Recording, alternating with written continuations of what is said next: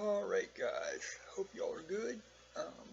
This is going to be a twofer uh, movie reviews because when you're sick you don't really have much time to do anything else but sleep and watch TV. So I got two movies watched yesterday. Um, Chicago and A Most Violent Year. I was gonna do three, but I kind of conked out and wasn't feeling too great by the time I went to bed yesterday, so we stopped at two. Um, but so yeah, I'm gonna do that. Um, there's gonna be two of them for this. I'm gonna start with A Most Violent Year. Guys, if I give you one piece of advice on this movie, skip it. Um, it's not really a well-known movie, not really a well-known cast. It's an independent movie. I took a chance on it, and ugh, basically what it is it takes place. It's set during 1981, which is the most violent year per capita in the state of New York. And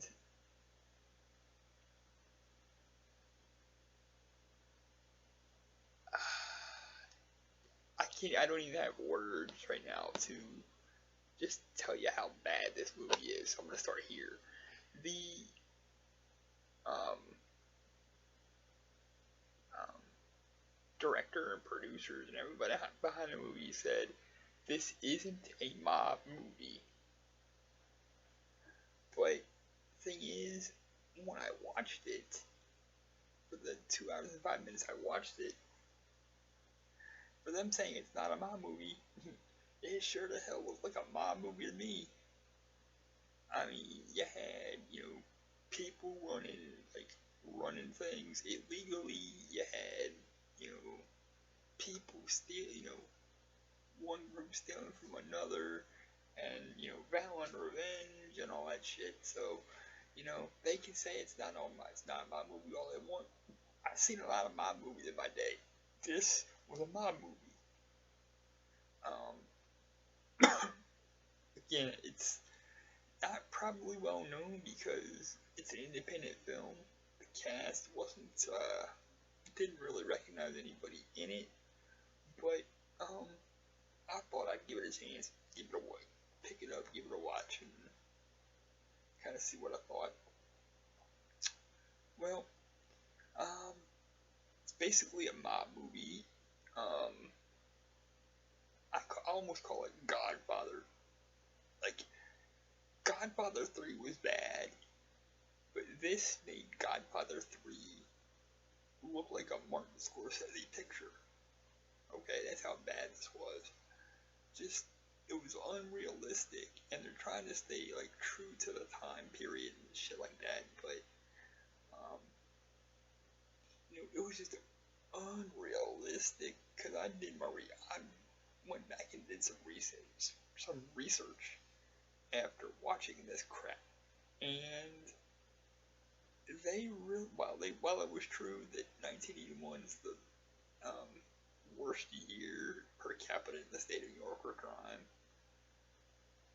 the way it's portrayed in this movie is just so unrealistic. It's like you can't even suspend disbelief at this point. So I would definitely skip it. Um, it says it's not a mob movie, but really is. They should have just labeled it as a mob movie. It would have gotten them another wheelie up on the scale. But in this case, since they lied about what it was and all that, just because it was an independent film and I didn't know who the hell was in it, I just wanted to give it a watch. Um, just, ugh, that's 2 hours and 5 minutes of my life I'll never get back. I'm gonna give it a wheelie, maybe a wheelie and a half if I'm feeling generous on any given day. But it's not above a two-wheelie movie. Um, you can't get the two wheelies on this. This movie is that bad. Skip it. Mm-mm. Somebody asks you to watch it, run from it. Somebody tries to say, this isn't a mob movie, call them on their bullshit, because it's a mob movie. They just didn't want to call it that. Like I said, it made Godfather 3 look like a fucking Martin Scorsese picture, for God's sakes. So that is a most violent year. Then we have Chicago. Okay, now Chicago. This had an all-star cast. It was Queen Latifah, Catherine Zeta-Jones, Richard Gere, Renee Zellweger. You know, all of those. You know, fine actors. You know, the music was great.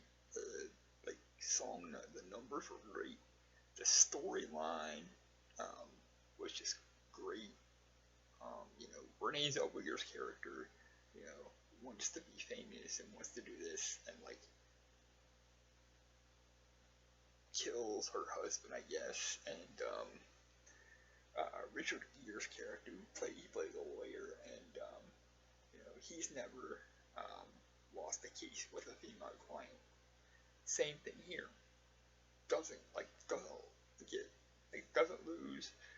She goes on, becomes kind of quasi-famous, and then after that fame fades, she kind of decides, hey, I like that fame, you know, she should team up with, can't remember right now if it was Queen Latifah's character, or if it was Catherine Zeta-Jones' character, but she says, hey, we should team up about, you know, and I think it was Catherine Zeta-Jones' character. We should team up and like we'll both be famous. We'll both refine fame together. I thought the storyline was well paced. The musical numbers didn't hinder the storylines at all. Matter of fact, I think they added to it. I've never seen Chicago before, so this was a treat for me. I loved it. I thought that, you know, everything was well done. The acting, the directing, the musical numbers, even the special features were awesome. You know, they came Blu-ray, DVD. There were the original special features from when it first came out in 2002 on the DVD. I watched those. Those were very informative. I loved them. Had some deleted musical numbers there, and then on the Blu-ray there was over 2 hours of like new content that I think was done in like 2012 or 13. Just took it over the top. So definitely, if you haven't seen Chicago, you owe it to yourself to see that. It's the best hour and like 40 minutes you could spend, you know. You'll be glad you did watching that movie, and definitely. So Chicago is a movie I would definitely give for pacing, storyline, and musical numbers all kind of meshing perfectly together. I'm going to go ahead and give this one a 5 wheelies out of 5 and highly recommend it. If you haven't seen it, pick it up. If you know somebody that has it, that can let you borrow it, do it. You won't be disappointed. So to review A Most Violent Year, skip it. A wheelie, maybe a wheelie and a half. That shit was completely just ugh. And you know, I feel like the filmmakers and stuff lied about that one. Chicago, 5 wheelies out of 5 on all fronts. Pick it up, watch it, enjoy it, love it, cherish it, and with that said, I'm going to get out of here. I wanted to try to keep this to 10 minutes, and I'm getting close to that. So I'm going to say, I love y'all, thanks for the support, and I'll be back later with a Mikey Goes to the Movies on the Alfred Hitchcock biopic. That's in the DVD player or Blu-ray player now. So I think I'm gonna take some Cody and go to sleep because my voice is starting to go, as you could probably hear. And watch Hitchcock while I wait for the Cody to kick in. So I love y'all. Thank you so much, and I'll be back later. And the announcement video that I've been teasing will probably happen sometime next. I'm aiming for Wednesday because um, that's my midweek day off from work, so I'm aiming for Wednesday. But I love you guys. Thank you again, and we'll talk to you soon with the Hitchcock review. So peace. I love y'all.